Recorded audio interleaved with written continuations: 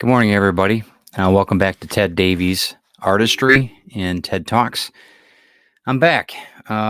Drove a lot of miles. I want to tell you about the Lexington Comic Con 2022. Get all the scoops on exactly what transpired. Was it worth it? Stick around. You'll find out.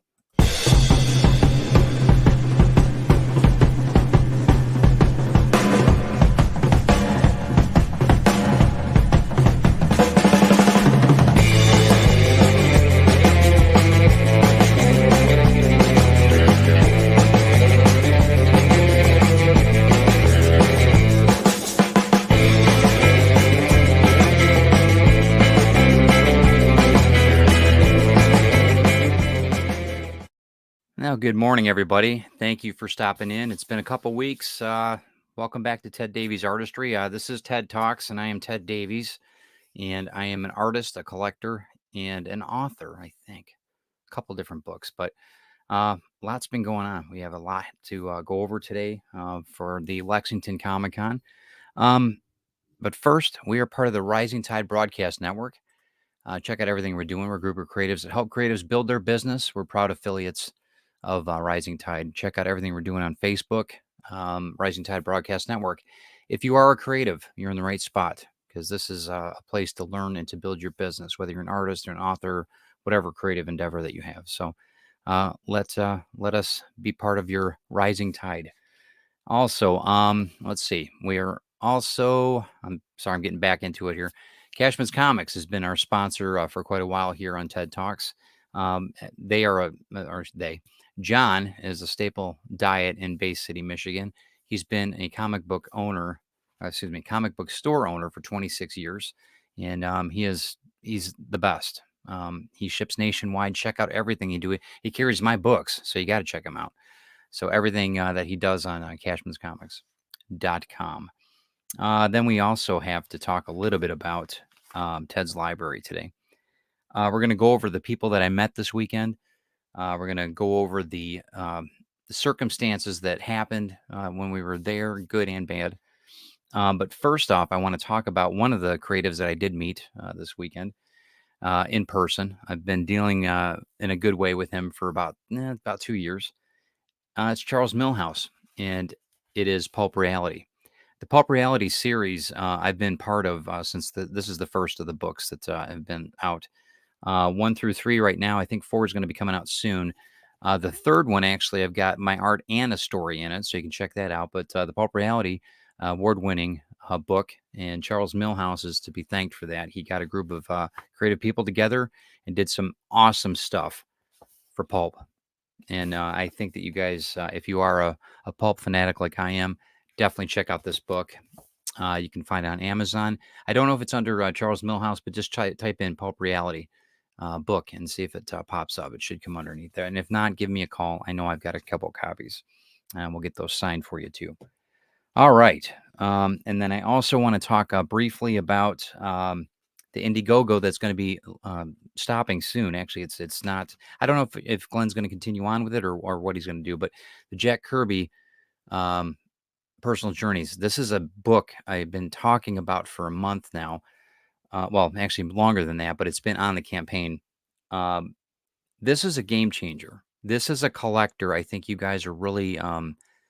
If you miss out on this, I think that you're going to not be happy about it. The one thing about this book, it's an afternoon with Jack, and there's a DVD too, and it shows basically it's a home movie. And we're very, very lucky that Glenn B. Fleming did this because like I said, Jack's been gone 20 years now. I want to say something like that, close or 30, almost 30. Gosh, I can't believe it. It's been a long time since Jack's passed away. But you get to see Jack for who he is, not the king of comics, but the man. And really important. You guys check out that book, check out the campaign. I think it's ending in like 40 hours or something. Check out what Glenn has got there. It's on Indiegogo, Jack Kirby, A Personal Journey. So check out what's going on with that. And thank Glenn for doing what he does best. And that is sharing that experience. It's second to none, guys. Check it out. All right. Let me just go through my notes here. Okay. I think we're there. Let's say good morning to everybody. Hi, guys. Okay, Glenn. Of course, Glenn's got to jump in. How you doing, Grant? Good morning, Brian K. Morris. Oh my gosh, can't believe he's here. Eric Hawkins. Good day, sir. How you doing, man? Damien. We're going to be talking about you, son. So get your belt on because it's your safety belt because it's gonna be a rocky road. Just kidding. All right, Joe D. How you doing, sir? All right. So basically, I'll go through the comments. If there's anything you guys have a question on or anything else like that, let me know.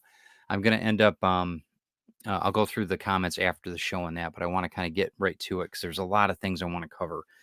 The biggest thing about this was the 10th anniversary of Lexington Comic Con, which is good in some respects. It's a little concerning in others because I think they could have ironed out a few things over the last 10 years, but things change. This is, I might be a little bit too critical about things. And I know you know, that's that's my detriment. I shouldn't do that. Good morning, Molly. How you doing? Um, but in any case, I'll go through the pros and the cons, I guess. I'll go through cons first, pardon the pun, con of the con, and then we'll go through kind of the overview of everything. I really like leaving it on a higher end, as a pros versus the downside of it. And it's a full experience. It's not just the venue, it's not just the show, it's everything. The hotel, the whole deal. So we're going to go through that a little bit in depth, and you're going to see the corporate side of Ted come out a little bit and what I expect as far as a business owner, and when other businesses are involved with what I'm doing. So I guess hopefully you guys like that. I don't know, but hey, April, we're going to be talking about you too. You guys, April is somebody I want you definitely to check out what she's doing. She's an artist in Taylorsville, Kentucky. We're going to talk about a little bit about her though, and what she did purchase of my work. But you guys definitely follow her and what she's doing. I'll give the studio name out in a bit here once we get rolling. So, but by all means, everybody say hello to April. She is definitely a talent. I think that you guys part of Ted's tribe, and she doesn't even know it yet. So, okay. So let's talk about the hotel. First off, I want to thank Damien for being Damien Walbram for being such a gracious host. He invited me down. He and Lauren are just fantastic people to begin with. Lexington's about an hour from their home. The hotel that we stayed at, we had a really good deal on, which was great. I've traveled all over the world. Most of you guys know my background, and there's certain I don't know. It's going to sound arrogant, but I'm doing this as a public service announcement because I think that the owners, whoever owns this Ramada Wyndham, I think it is in Lexington, needs to really evaluate where they're spending their money because they're not the cheapest hotel in town. Even though we got a good deal on it because we went through Bookings.com, which was great, and I'm glad that I did that. Thank you, Damien, for getting me that link because if I would have paid full price for this, my name would be on that hotel. Let me just leave it at that. The hotel, safety wise, was a concern. The doors didn't latch. The hallway doors, they had duct tape on the broken established door, fire rated doors. I mean, it was just anything here in Michigan that I would have inspected.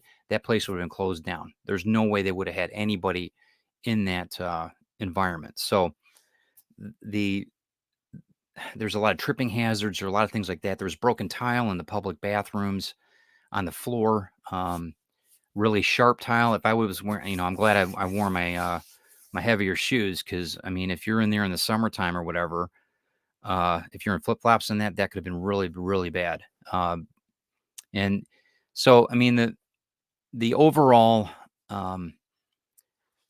there was two reasons I stayed there. Three reasons really. Everything was sold out in Lexington, first off. So I couldn't go anywhere anyway. So I had to make the best of it. But the two people that really made it worth it was Brandy, the housekeeper, and Dustin, the oversight manager at the front desk. He actually did everything he could to make sure the stay. And I wasn't like in there bitching and first thing as soon as I got there, it was a legitimate complaint. Um, the room I was in, obviously the door was kicked in. The door frame had been, if you want to say, manicured and painted. It didn't latch properly. First thing is, if the door's kicked in, there's probably a couple reasons why. Either somebody died in there or somebody OD'd or something, I mean, along those lines. Or the person that was there climbed out the window, latched the door, climbed out the window so they didn't have to pay and took off. That's one of the other things I want to talk about.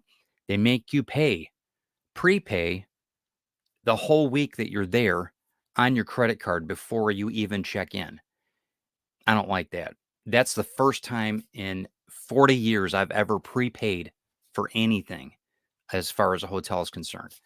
So, and I said that to the person when they checked me in. It wasn't the front end manager. So I'm in a kind of I'm already kind of ticked off because and I had to pay a $50 holding fee in case I damaged something in the room. Really? I took pictures of everything when I went in because that's, I document everything anyway. That's my background in architecture. I used to do inspections. So these people are, I'm not going to be charged. That $50 is going back in my pocket. I might be charged for the room because I have to stay and shower and all that. But, you know, so this is, these are the kind of the rubs. This is what I didn't like about it. In any case, I took pictures. I went to the front desk, let them know I documented everything, whatever. Next, I slept there. The tub dripped all night long. It was like torture. But I got through it.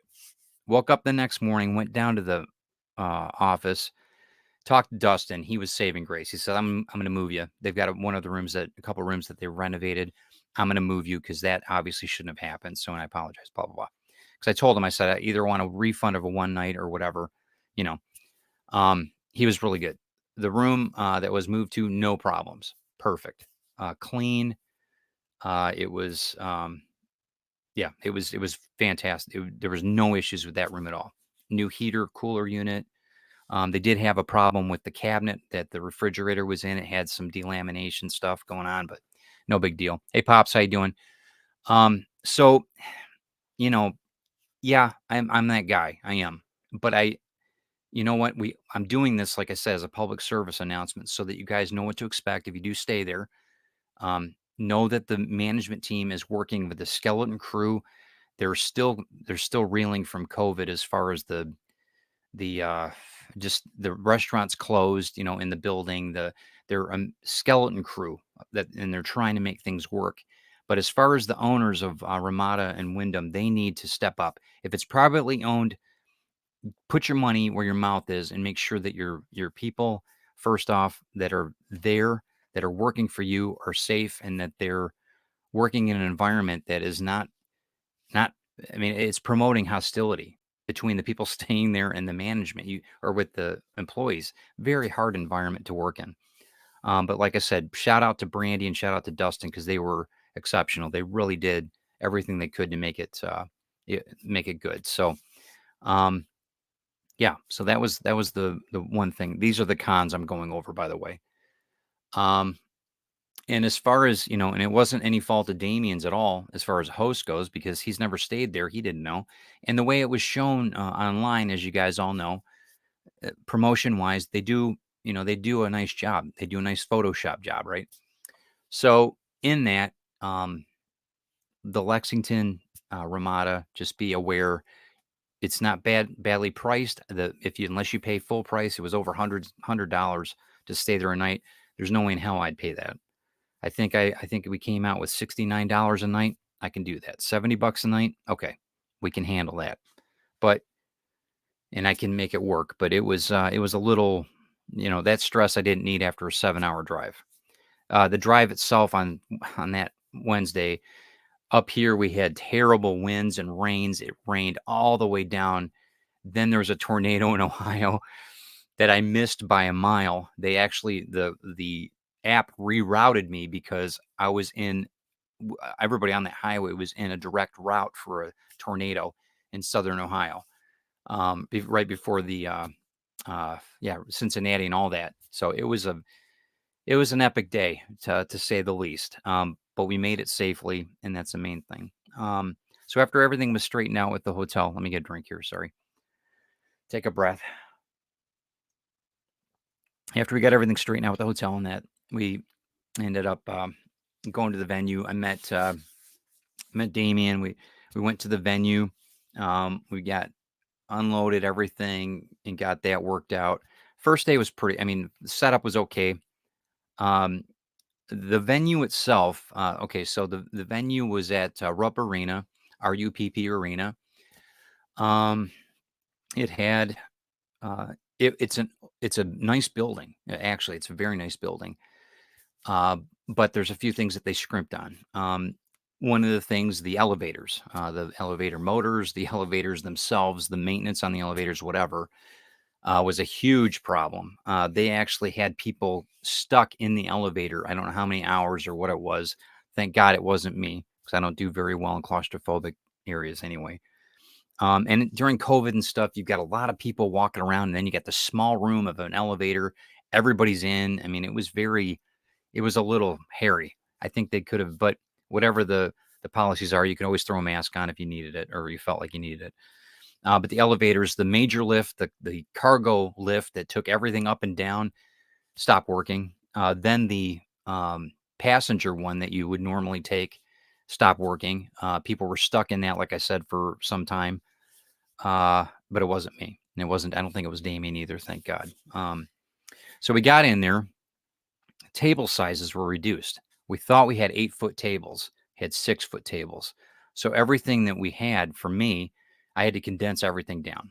Kind of ticked me off. But again, it not just ticked me off for me, it would tick me off for Damien, for Brian Rodman. Everybody was in this situation. So I thought it was kind of like, well, I don't know what the circumstance was, whether they wanted more vendors or they didn't have the right size tables. I don't know. But when you're dealing with that type of real estate, you have to have as much as you can, right?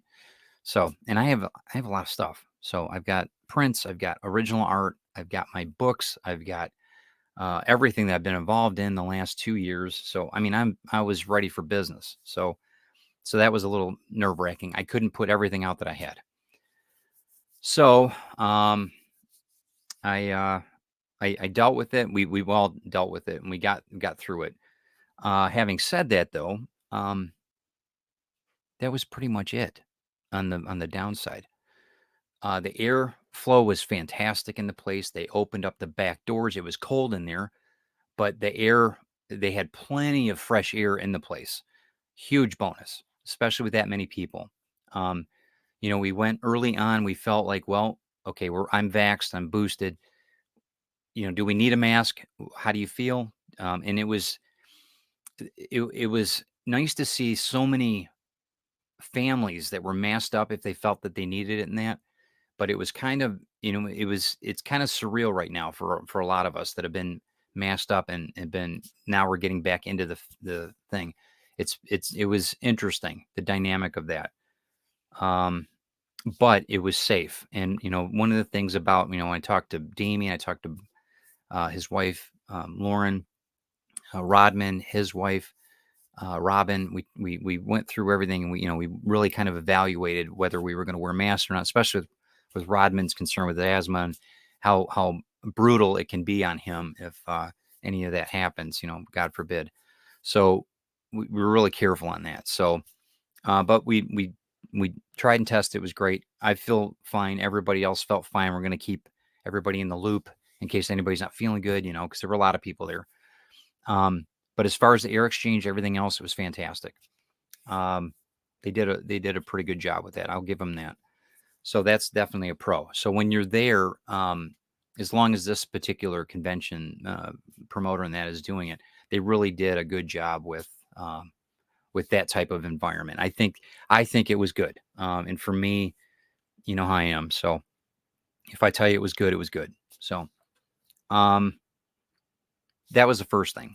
One of the things they thought was interesting that they did, and I haven't had this happen before, was everything as far as coffee, whatever that you're eating or whatever. It was no money. You had to use your card. There was no transactional. It was always with a card. So that was kind of interesting. I don't think that's bad. but I ended up, I thought that was an interesting thing. So we used our card for coffee or whatever it was, which is fine. I would have anyway. But tell me if you guys didn't know, if you've had that experience too with the larger cons or whatever. But um, Eric, Rodman, one of the things I'm going to tell you a couple of things about meeting everybody too. And that's fun. Let me get back to the pros real quick, and then I'll get into who we met and all that happening. That was really the highlight of it all. One of the main pros was sales. I did very well at Lexington Comic Con, very well. But I'm there to make money. I mean, and anybody, when you guys are around me, and I don't mean it in a bad way. I'm not like cutthroat and get out of my way, Damien or Rodman. These are my guys. It's not like that. I mean, Damien will tell you. I'm not like that. But I'm assertive. I mean, I make sure I'm there. I'm greeting everybody. I mean, I was on my feet. That's just the way I am now. I'm on my feet the whole time. I'm drawing. I'm doing whatever. But I'm making sure that those people know, hey, I do care. Good morning. How are you? And I do that. I was hoarse by by Sunday trying to. You can still hear it in my voice, I'm sure. But that's the way I am. You need to be in this business. I mean, that room was full of probably 300 artists, and I'll be damned if I'm not going to be noticed, right? Right, guys. You can make whatever comment you want on that one. So yeah, that was a real. It wasn't a. I don't consider. Hey, Brian, how you doing, man? I don't consider anybody competition at all because that's not what we are. We're creatives. We're trying to help each other, at least in our group. And Brian was, Brian and Robin and everybody, Damien and Lauren, they were all there and they were helping. Damien was very, very helpful in selling some of my work, which I was very, very humble that he did that. But, um, and I really have to say the best experience of all of it.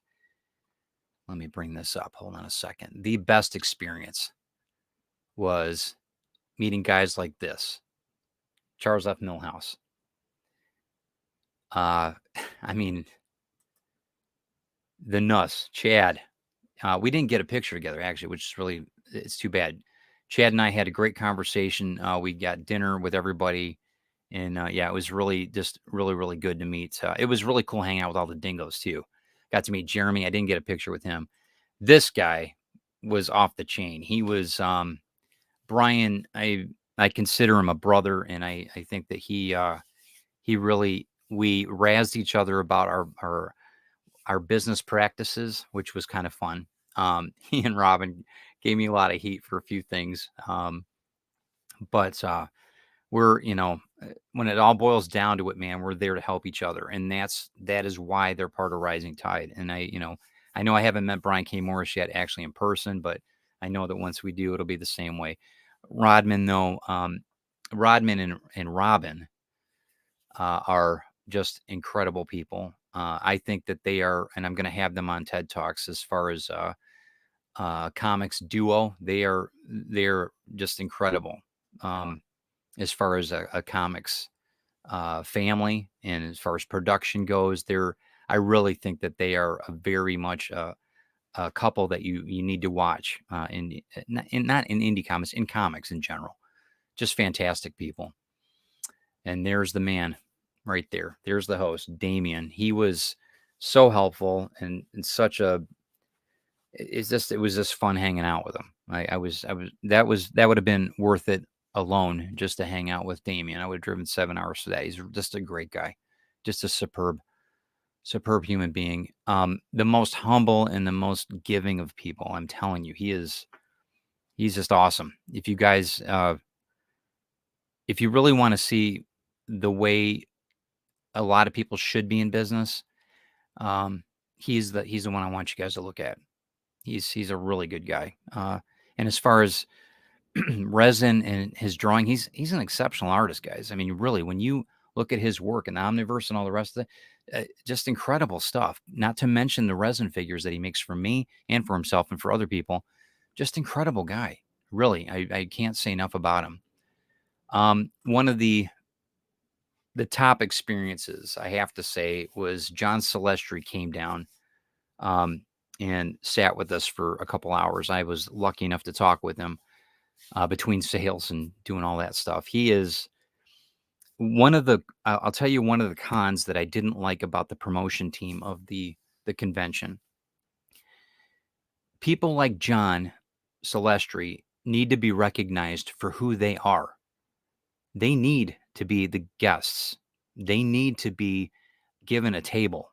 This guy is animation history. This guy is Star Wars history. This guy is he is I didn't I didn't know him when I was a kid, but to have him he affected my life so much with Boba Fett, with Dragon's Lair, the video game. I mean, I can't tell you. He gave me Brian Rodman witnessed. He gave me this book when he got there. He got into his bag and that and got this book out. He said, "You didn't see this on Indiegogo or whatever," but he said, I want you to look at this." And it had everything, every sketch from Boba Fett, the animation series, to Dragon's Lair. To I mean, I was completely fanboying. I couldn't even talk. I was so it was just mind blowing. And here I am speaking with this guy that forever changed my drawing life and everything. I know it sounds corny. It's the truth though. So anybody, I'm telling you guys, if you're watching this and you are a convention host or you're doing anything large scale or small scale, people like John Celestri are not going to be around forever. None of us are. You need to make sure that you honor these guys for the history that they offer and the creativity that they gave and they are still giving in the industry. People like me recognize it, and I'll tell you, it will make a better and a more loyal audience for you at conventions. I'm telling you. So I was very disappointed that they didn't give correct props to John. Okay, again, back to corporate Ted. Sorry, guys. I'm going back and forth on the comments. Yeah, but the meeting the people was the biggest thing. I did fangirl, but Brian. Okay, so Brian. I hope you don't mind me talking. Brian Robin. I hope you don't mind me talking about your mom and dad.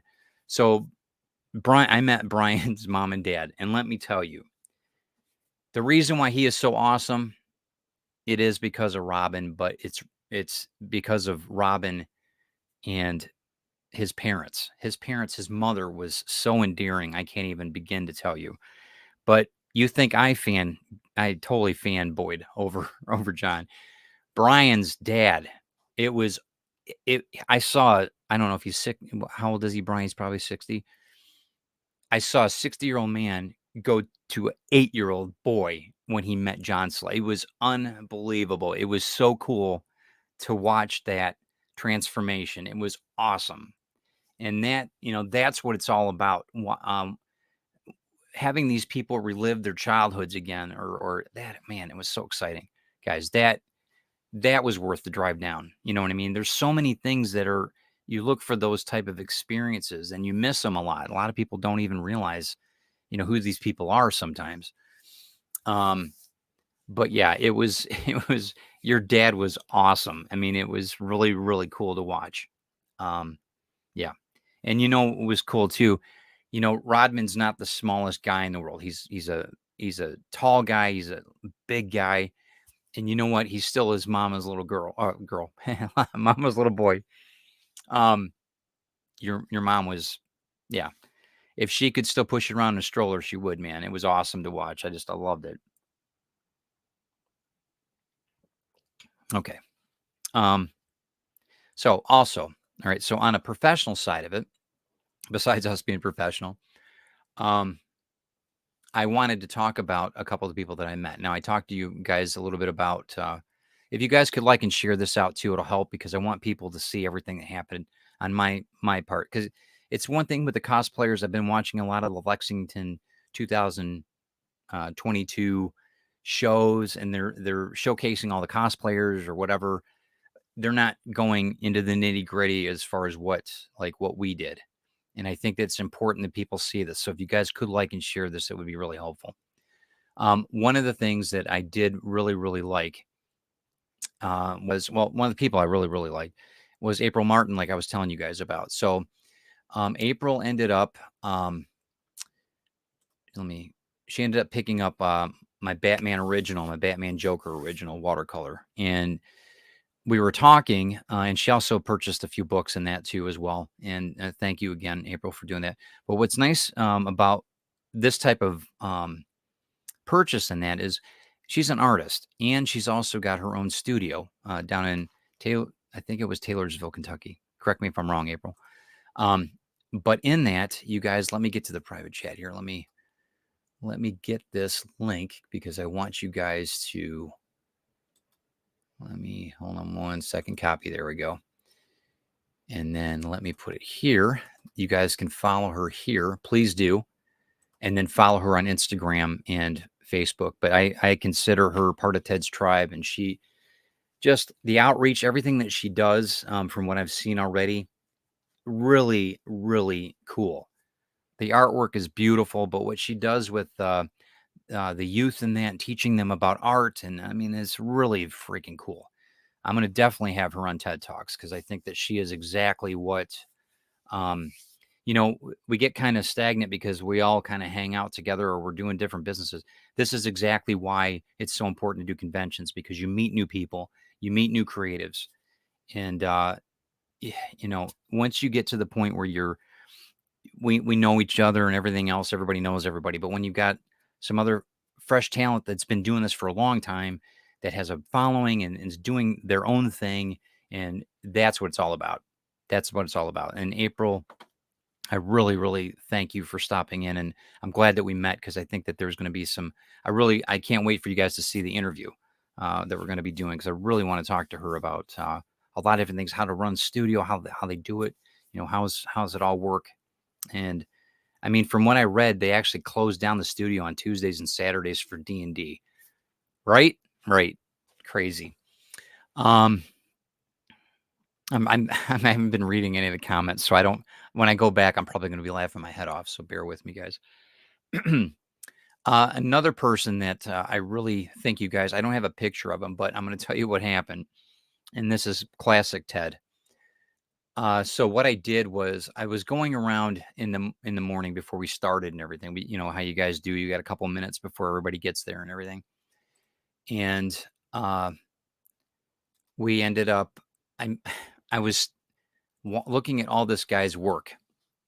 His name is Steve Messenger, and he's got the full wall. He's got a corner booth, full wall of beautiful artwork, all hand done. I mean, everything from Ninja Turtles to Cad Bane, you name it, all black and white. Beautiful work. I mean, absolutely beautiful. Um, and yeah, I set my coffee. I had a coffee in my hand. I had the lid on it and everything, and I spilled it on his table. Oh, and I thought I ruined a bunch of prints in that. It didn't hit the print, but it hit his QR code, which was okay, but it stained it and everything. It was I felt, and I mean, Steve's got this really deep voice. He's a big guy, and I mean, I figure I'm dead. That's it. That's the end of my career right here. I'm toast. He stood up. He's like, dude, not a big deal. It's all good. It's all good. So, I mean, I ended up going back over. I gave him one of the prints that I had that as a sorry in that. But we quickly became good friends. And I want you guys to follow him on his, uh, sites too, because you guys are going to love his artwork. We had two of the guards from Boba Fett, the two pig guards. What are they called? I forgot now. The ones that died at the last show on Boba Fett, they were both there. They were the actors that played them, and one of them saw Steve's work, and he said, "Hey, can you do my character in the story? Can you do?" He's like, "Absolutely." So he ended up, I think he did both of them, actually, both the characters. So beautiful work. Really check out what he's doing. Hey, Skunk Rocker, what's up, man? Ryan, what's up, sir? How you doing, man? But check out everything Steve's doing. Follow him because he's brilliant. I'm going to have him on the show as well. We're going to talk about art, leaving what he left his job and moving into what we do. Like Eric always says, it's hookers and blow. That's why we got into comics, right? But I think that his is a little bit different story. But just fantastic art, check out everything that he's doing, Steve Messenger. Um, and like I said, April Martin too. She's like I said, I'm really impressed. The people that I met in Lexington were so kind. The majority of them. Uh, yeah. Thank you, Eric. Um, I just know that there's, and I look at things with a critical eye a lot of times, and I know it gets old. I know Chris gets tired of that, and I understand.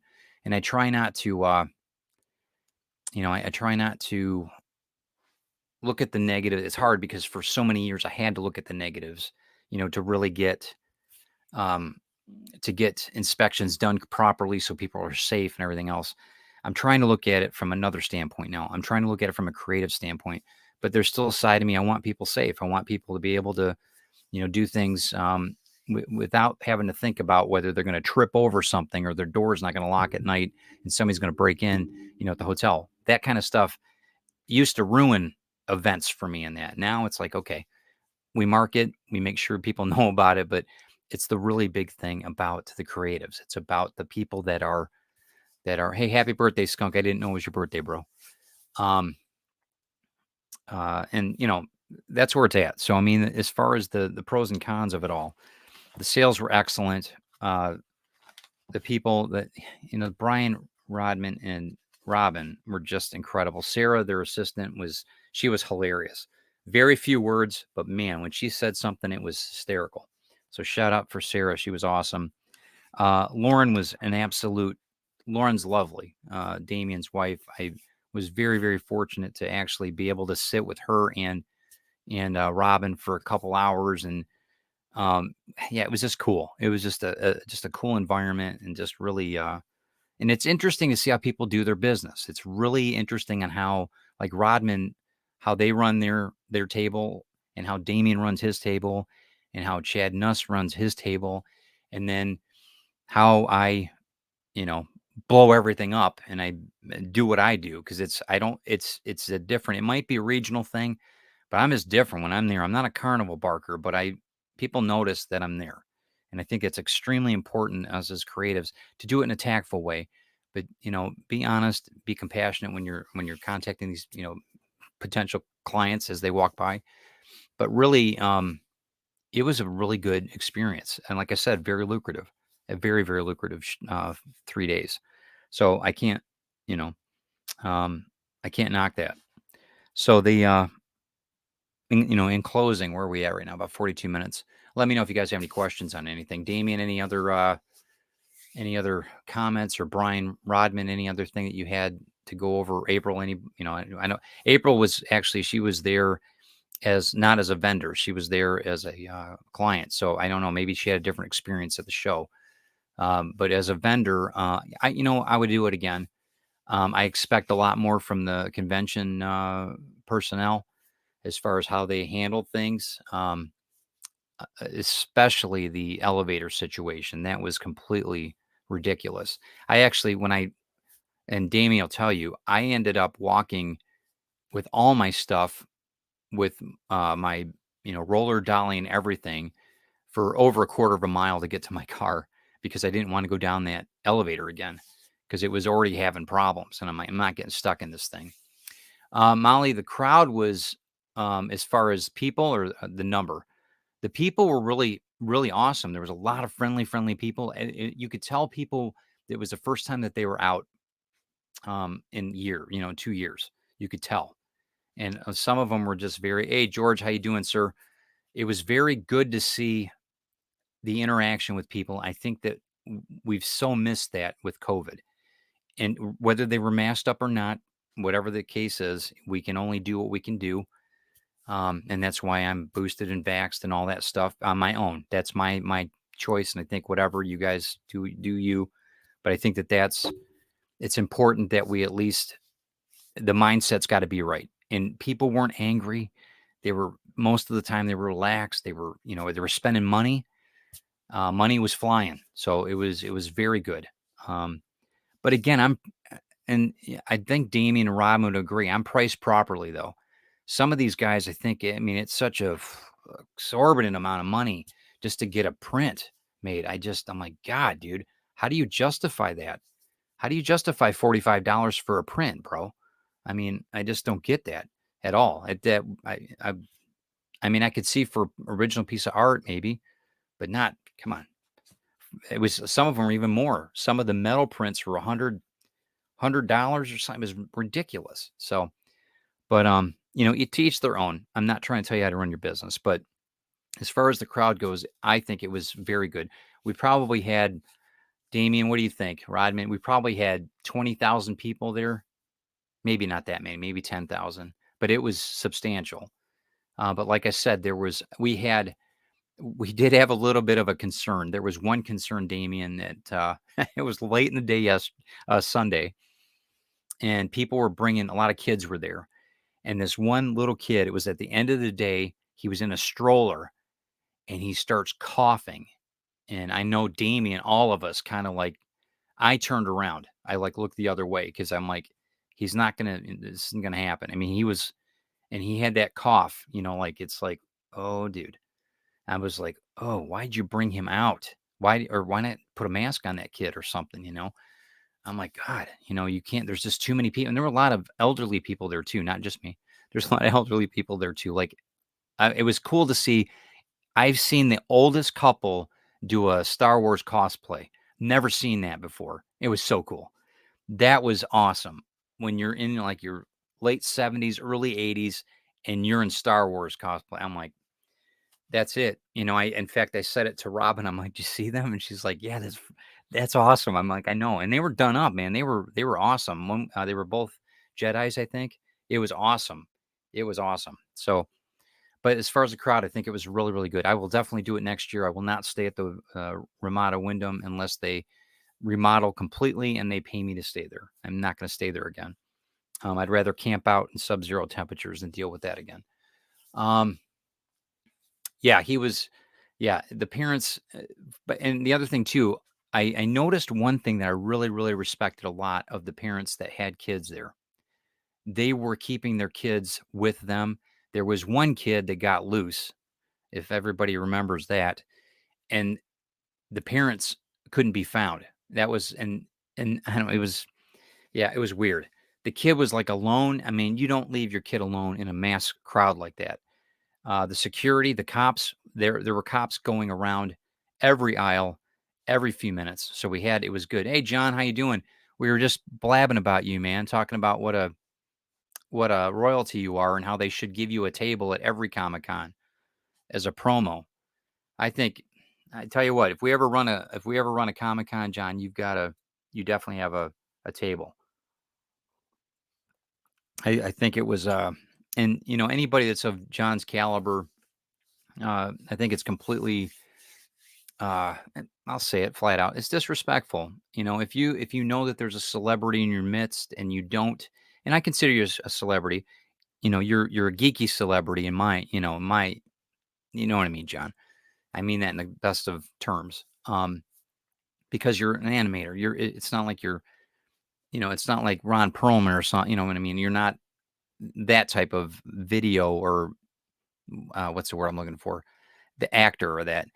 I mean, you're actually the one that really, really changes lives. You don't just inspire people, you affect people's growing up. I mean, that's a huge thing. I mean, that's a huge thing. But I really think that I think that you deserve definite props when you're at a Comic Con or any type of convention like that. Tell me if I'm wrong, guys. It's fine. Try not to hurt his feelings, though. Damien, we found a little lost little girl who came back to our table. That's right. Yep. Yeah, that's right. I remember that because she remembered the table. That's I remember that now. And then yeah, I just don't get that.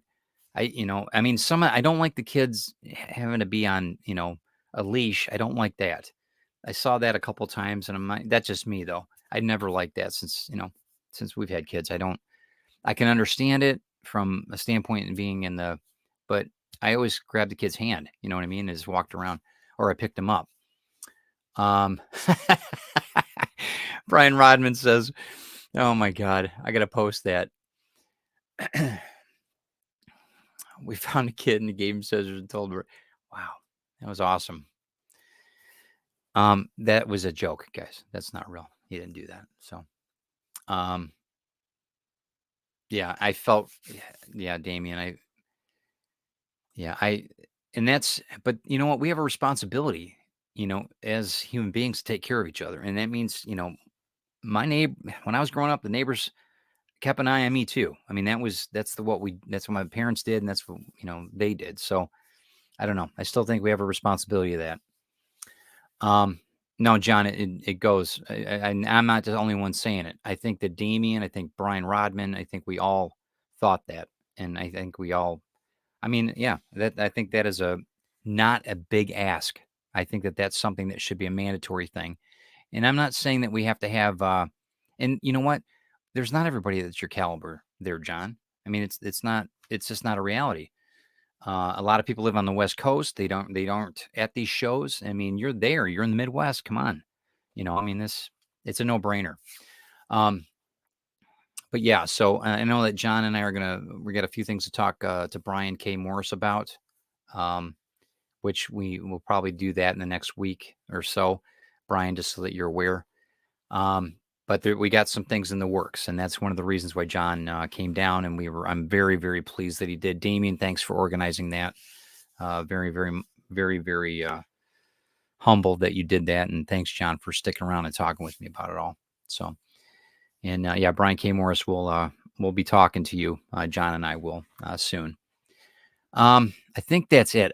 I wanted to make sure that you guys definitely follow April Martin and then Steve Messenger. What they've done.